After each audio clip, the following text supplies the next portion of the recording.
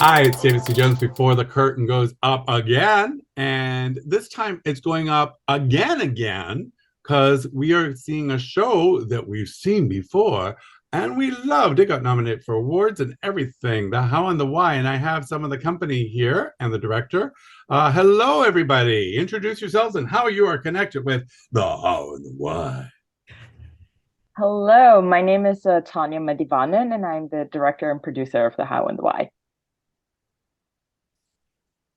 And I'm Annie Arbuckle, and I play the role of Rachel in our two-person play. Hi there, I'm Bronwyn Smith, and I'm playing Zelda Khan. Nice. Now, this is well. Who can summarize this show in the best way? It's about menstruation. Maybe that was the most fastest way to summarize it. But can you? Who can sort of say what the gist of this show, if we were going to come and see it? Yeah, really, it's about these two evolutionary biologists, both women.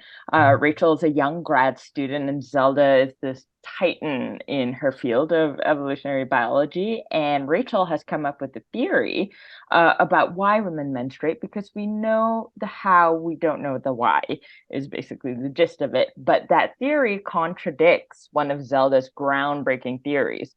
So it's really a conversation and a debate between these two women, but we find out there are really deep personal stakes in it that unfold over the course of the story. And it's about, these women who have different worldviews from different generations, different lived experiences, and what it's like to be a woman in a male dominated field, and how it's just different in general for people and how we evolve. Well, and from what you just said there, excuse me, it also, I think, speaks to a little bit, I could be wrong, that how science, sometimes the positions in science evolve over time as new information comes to light or new techniques are used to examine stuff like, hey, we didn't know we could do this. Hey, oh, and that opens up a whole new thing. Absolutely. And I mean, one thing we were all three of us were cognizant of too is this play was written in 2012 and it was published in 2011, and we did it in 2018, and it's now 2023, and the science in the play has evolved already, right? It's already dated. And very much so the social issues surrounding it have evolved as well. And I think that's actually one thing that's really wonderful because it shows that science is always evolving and people are also always evolving, and that there are no absolutes, I think. Well, yeah, except we're now seeing too the devolving happening down in the United States, right? Where there's only Yeah. no, you can't talk about periods, whatever you do. It's like, yeah, Hmm. no bad can come from that. We're so afraid of feeling, well, Americans, but Canadians too, are so afraid of feeling icky. Oh no, I felt icky. Bronwyn, you've done this show before. You were nominated for Jesse for this show. What makes you go, I want to do this show again? Just sitting around the house going, no, you're busy. You're a busy actor. Any chance that I can get on stage is fantastic. It's a great privilege to be able to get up there. And to work with these two again is just, it was such an amazing experience the first go around. So that to do this play that we all love so much and that we had such a great time working on. It's a challenging play. So it's not easy, but it's fun. It's fun to play somebody who's so much smarter than you. You know, Is that one of the I things? can pretend I'm smart. Is that one of those things that when you're starting to like block the show and figure out how to do it, you're like, would a smart person cross their legs like this? Yes. uh, now, Absolutely. now, Annie, tell me a little bit about your character. Is it, like, I guess it's this thing where you got this energy of youth and recent grads, right? They're all full of piss and vinegar, Yeah. ready to take on the world. Oh, it's something that made me think of something else. And so, tell me a little bit more about your character. Yes. I really love this character. And so Rachel, she's a 28-year-old grad student, and she's so complex because she is, like you said, in this space in her life where she's done so much work, and she really has to learn that she has a lot more to learn. And so I think that Zelda really helps her figure that out. She has so many personal demons that she is conflicted with the entire time as well, and so she's just so complex, and always has like three goals going on every time. So her intentions are just really fun and interesting to play around with. You made me right away think that, and if anyone's listening to this and watching this interview, it's like what started out like, oh, it sounds like it's going to be a dry debate about this topic. It sounds like the writer has really written complex characters so that we get pulled into the story, as opposed to just hearing a lot of like science and biology. Yes. Now, Yeah. Annie, did you do the show in this what venue guys are you guys going to be in again? We're going to be at the Evergreen Cultural Center in Coquitlam. And is this where you did the show before? It's not. No. You go ahead, Tanya. You tell us where we did the first round. We did the show at what used to be called Studio 1398 in Granville Island. I think it's now called The Nest. Okay, so you were in what is now called The Nest, and that's a smaller venue. You're moving to a bigger venue. Why would you move to a bigger venue? Why would you, what possible reason? Yeah, it was really well received the first time around. Both the audience and critics loved it as well. We actually got standing ovations every night. People were crying in the audience, which actually took me by surprise.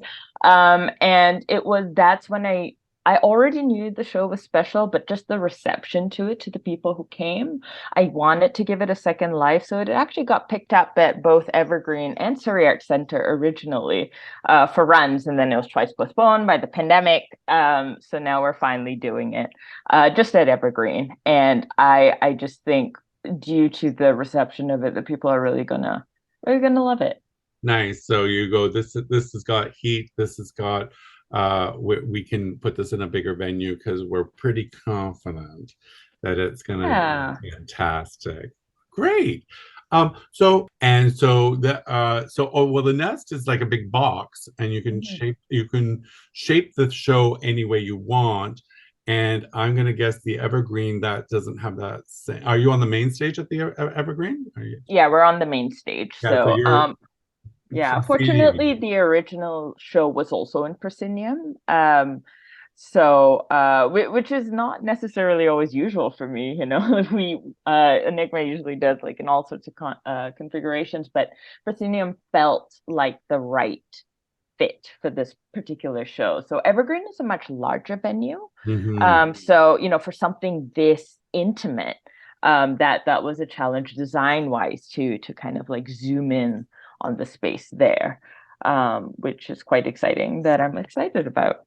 Nice. If you wear glasses, Bronwyn and Annie, I did a show where we were touring, and we moved at one point. We moved to a much bigger stage, and so we had to pick up the pace of everything to try to get the same way across the stage. And I remember whipping my head around because it was now so much further the other actors, and my glasses flew off my face. I was like, oh, well, that's new. So that's my warning to you: in a bigger space, if you're whipping your head around. Okay. Much appreciated. That one's for Bronwyn, yes. Nice. Now, how is it that, Bronwyn, how do you keep the show dynamic? It's sort of like a My Dinner with Andre, or if you want to go more controversial, like an Oleana, where it's just two people talking. How do you keep that staging dynamic? How does it not turn into a radio play? How do you do that? How do you do that? Well, a lot of it is the pace and sense of urgency is there throughout. And as the audience discovers over the course of the show, there are really high stakes for both of these women that I don't want to get into too much because I think it's interesting to have that revealed. But I think because there's so much at stake for each of them, it makes it dynamic in that sense. It's not just a dry conversation like the usual conversations people have about menstruation and menopause on stage all the time, right? All the time. You know, because we never shut up about that. Menstruation again. I know. Menopause. Although it's interesting in the last 5 years how much more the conversation about menopause is in society, which is fabulous because there is so much shame about both those things. They're literally dirty words for so many people in North America and around the world. So it's so great to be talking about them on stage. Nice. Annie, what's the funnest part about this show for you? What's the part, or I'm going to change that question because you're just going to say, "Oh, working with these people, working with this great trip." So I'm going to change the question. So and that's how you talk, Annie. No. What is for you? What's a part of the show without doing spoilers? Because it sounds like there's spoilers on this show. What's a part that you go, I dig this part of the show so much, and I don't know if the audience gets how cool this is. Like when I'm in this part of the show, I go, yay! Audience might not get that, but I get. It's such a good question. My favorite part of the show, and it is challenging in itself being a two-person play, and like you said, and keeping it interesting. But what's fun about this show is I don't have that worry because I love we get into these conversations like we are these people with this scientific background, and I'm always having fun, and I know that the audience is going to see that I'm always interested in what we're saying. So in a sense, the audience gets to see this conversation, this intimate conversation that you wouldn't normally have access to, which is really, really fun to play. And I really think it's going to be really interesting to watch as an audience member too. Now, Tanya, I know just a thought just popped into my head from what Annie has said. I'm not a scientist. Am I going to feel intimidated watching this show? Or do you have surtitles coming up to explain this is what they just said? I don't think so. You know, I think what's so great about the script is that it is science, but written in a way that is so accessible to everyone who doesn't have a science background, because I don't sure, I did science in high school, but I didn't do it and I didn't study in university. And the moment I read the script, I was like, yes, I get this. And of course, the actual theories and the actual science, you know, if you read the textbooks and everything, they're much more complex. But this is just written in a way that explains it to people. I mean, it makes sense that Zelda is a professor because she's explaining it to people, maybe undergrads who are or first year students who are just coming into this program. And that's kind of how it's explained to us. And also all of the science, once again, you know, I don't want to reveal what happens, but it's just grounded in such deeply personal, emotional stakes that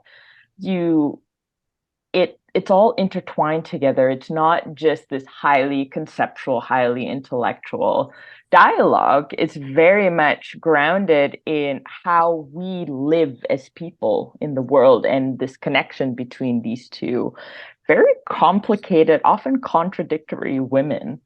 Wow. You know what I think the writer should have done? The writer should have written a janitor character into the scene so that they just go every now and then, what do you mean? What does that mean? Right. Maybe that's one of the spoilers. You know? Only there is a janitor played by a different person each night.